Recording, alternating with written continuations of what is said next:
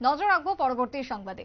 কেন্দ্রীয় মন্ত্রীদের মুখে লাগাম টানলেন প্রধানমন্ত্রী নরেন্দ্র মোদী। কিভাবে তিনি লাগাম টানলেন, যেটাই সব থেকে বড় প্রশ্ন এই মুহূর্তে দাঁড়িয়ে। তবে তিনি যে লাগাম টেনেছেন, বিতর্কের মধ্য থেকে বিরত থাকার পরামর্শ দিয়েছেন এক প্রকার প্রধানমন্ত্রী। এভাবেই তিনি লাগাম টানতে চেয়েছেন বলে মত অধিকাংশ রাজনৈতিক মহলের।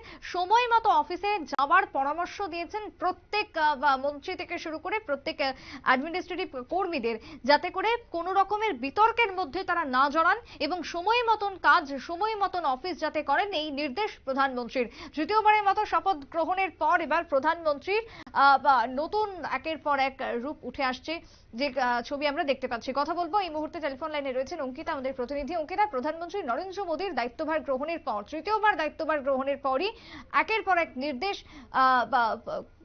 বাদবাকি মন্ত্রীদের প্রতি। কি বলবে এক্ষেত্রে, কি নির্দেশ বা পরামর্শ রয়েছেন প্রধানমন্ত্রীর? একদমই। দেখো, মন্ত্রক বন্টনের পর দেখা গেছে মন্ত্রীদের বিশেষ বার্তা দিয়েছেন নরেন্দ্র মোদী। সোমবার বসে যে নয়া সরকারের মন্ত্রিসভার প্রথম বৈঠক হয়েছিল, সেখানে ৭২ জন মন্ত্রীকে নিয়ে একাধিক আলোচনা তিনি করেছেন। তারপরই কিন্তু ক্যাবিনেটকে একগুচ্ছ তিনি পরামর্শ দিয়েছেন। তবে প্রধানমন্ত্রীর সে পরামর্শ কি? দেখো, মোদী তার নয়া মন্ত্রীদের প্রকাশ্যে অযথা মন্তব্য না করার পরামর্শ দিয়েছেন। বিশেষ করে মন্ত্রকের সঙ্গে সরাসরি জড়িত এমন কোনো ইস্যু ছাড়া অন্য কোনো বিষয়ে যেন আটটক্কা মন্তব্য না করা শ্রেয়, এমনটাই কিন্তু এবার প্রধানমন্ত্রী বলেছেন। এমনটাই সূত্র মারফত খবর। শুধু তাই নয়, জানা গেছে যে মন্ত্রীদের সময় নিয়েও কিন্তু একাধিক বিষয়ে পাঠ দিয়েছেন মোদী। মন্ত্রকের আধিকারিকদের জন্য ইতিবাচক বার্তা বহন করবে এমন ভাবে চলার বার্তাও কিন্তু এই মুহূর্তে এসেছে নমোর তরফে। অনেক ক্ষেত্রে তুমি যে বিষয়টা প্রথমেই বলছিলে, যে একটা সময় থাকে, অনেকেই দপ্তরে সঠিক সময় পৌঁছান না, সেই বিষয়টা নিয়ে যেন আগামী দিনে বিরোধীরা কোনো ইস্যু না করতে পারে, সাধারণ মানুষ যেন সমস্ত সুবিধা পায়, তার জন্য সময়কে প্রথমেই গুরুত্ব দিতে হবে, সেই কথা। অন্যদিকে এই যে বিভিন্ন ইস্যু বা সরাসরি যে কোনো ইস্যুতে জড়িয়ে যাওয়া, এই বিষয় থেকে যেন অনেকটা নিজেকে দূরত্ব বজায় রাখেন, বা মন্ত্রীরা যেন দূরত্ব বজায় রাখেন, তার জন্য কিন্তু এক প্রকার পরামর্শ প্রধানমন্ত্রী দিয়েছেন। এছাড়া রাষ্ট্রমন্ত্রীদের সঙ্গে সমন্বয় রক্ষা করে চলারও নির্দেশ দেওয়া হয়েছে প্রতিটি মন্ত্রীকে। কোনো গুরুত্বপূর্ণ সিদ্ধান্ত নেওয়ার ক্ষেত্রে সেক্ষেত্রে রাষ্ট্রমন্ত্রীদের সঙ্গে প্রয়োজনীয় আলাপ আলোচনা করতে হবে বলেও বার্তা কিন্তু এই মুহূর্তে প্রধানমন্ত্রীর পক্ষ থেকে দিয়ে দেওয়া হয়েছে। দেখো, প্রধানমন্ত্রী নরেন্দ্র মোদী সহ রবিবার রাষ্ট্রপতি ভবনের যে প্রাঙ্গণে শপথ গ্রহণ করেছিলেন মোট ৭২ জন কেন্দ্রীয় মন্ত্রী, তাদেরকে নিয়ে কিন্তু মূলত তিনি বৈঠক করেছিলেন পরদিন, এবং সেই বৈঠকে রীতিমতো বিভিন্ন বিষয়ে আলোচনা করা হয়েছে। দেখো, প্রধানমন্ত্রীর হাতে এই মুহূর্তে থাকছে কর্মীবর্গ, জন অভিযান, পেনশন মন্ত্রক, এর পাশাপাশি পারমাণবিক শক্তি, মহাকাশ বিভাগ মন্ত্রকও কিন্তু এবার প্রধানমন্ত্রীর হাতেই রয়েছে।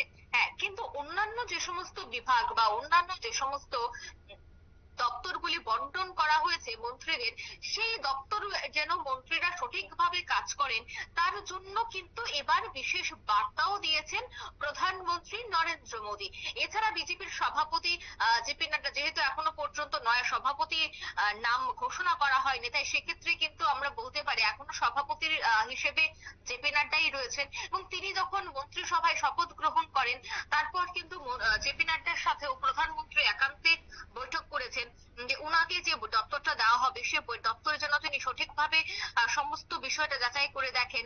এছাড়া যেহেতু সংগঠনের দায়িত্বে এতদিন পর্যন্ত নাড্ডা ছিল, তাই সেক্ষেত্রে বিভিন্ন বিষয়ের পরামর্শ, এছাড়া কিভাবে সংগঠন চলছে, কেমন পর্যায়ে ছিল, কারা কাজ করছে, একাধিক বিষয় কিন্তু জেপি নাড্ডা থেকে সমস্ত ডেটা এবার নিয়ে নিয়েছেন প্রধানমন্ত্রী মোদী।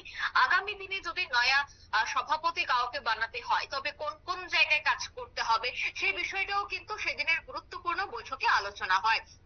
এবং যে পরামর্শের কথা নিয়ে আমরা আলোচনা করছি, সেই পরামর্শ অনুষ্ঠানে কিন্তু বা বৈঠকে কিন্তু জেপি নাড্ডা সহ ৭২ জন মন্ত্রীরা ছিলেন, এবং তাদেরকে একেবারে নির্দেশ রয়েছে যে প্রকাশ্যে অযথা মন্তব্য নয়। দেখো, উদাহরণস্বরূপ আমরা বলতে পারি, এই যে রাশিয়া এবং ইউক্রেন যুদ্ধ, এ সমস্ত যুদ্ধে সরাসরি কিন্তু প্রধানমন্ত্রী কোনো সময় কোনো ধরনের মন্তব্য করেননি, বা কোনো দেশে যদি যুদ্ধকালীন পরিস্থিতি সৃষ্টি হয়, বা এক দেশের সাথে অন্য দেশের যদি কোনো ধরনের বিবাদ দেখা দেয়, সেক্ষেত্রে অন্যান্য রাষ্ট্রের রাষ্ট্রনায়করা তারা বক্তব্য রাখলেও কিন্তু প্রধানমন্ত্রী মোদী এই সমস্ত বিতর্ক থেকে নিজেকে সবসময় একটু দূরে রাখার চেষ্টা করেন। তিনি কোনো সময় সেই বিষয় বা সেই বিতর্কে জড়ান না। তাই আগামী দিনেও যেন যারা নতুন করে মন্ত্রী হয়েছেন বা যারা আগে থেকেও মন্ত্রী রয়েছেন, তাদেরকে কিন্তু মোদী উনি যেভাবে চলেন বা উনি যে জিনিসটা যে রাস্তাটায় ধরে তিনি আগামীতে এগিয়ে যাচ্ছেন, সেই রাস্তা ধরে যেন ওনার মন্ত্রিসভার সদস্যরাও এগিয়ে যান। তার জন্য কিন্তু তিনি আগে থেকেই বলে দিয়েছেন যে নয়া ক্যাবিনেটের যারা সদস্য রয়েছেন তারা যেন অযথাই কোনো মন্তব্যে না জড়িয়ে পড়েন। সুপ্রীতি। একেবারেই তাই।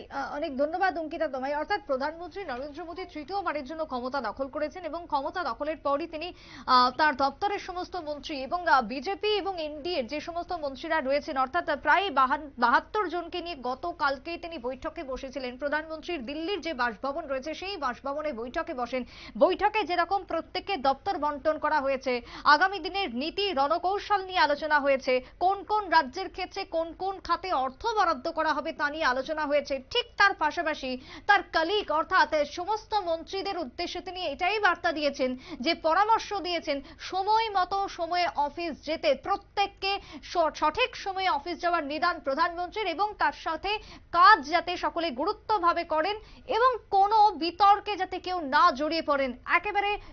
একেবারে সাফ বার্তা প্রধানমন্ত্রী নরেন্দ্র মোদীর বাদবাকি সমস্ত মন্ত্রীদের প্রতি। এখনকার মতো সংবাদ এখানেই শেষ করব। পরবর্তী নিউজ আপডেট দেখার জন্য চোখ রাখবেন শুধুমাত্র নিউজ ভ্যানগার্ডের পর্দায়। নমস্কার।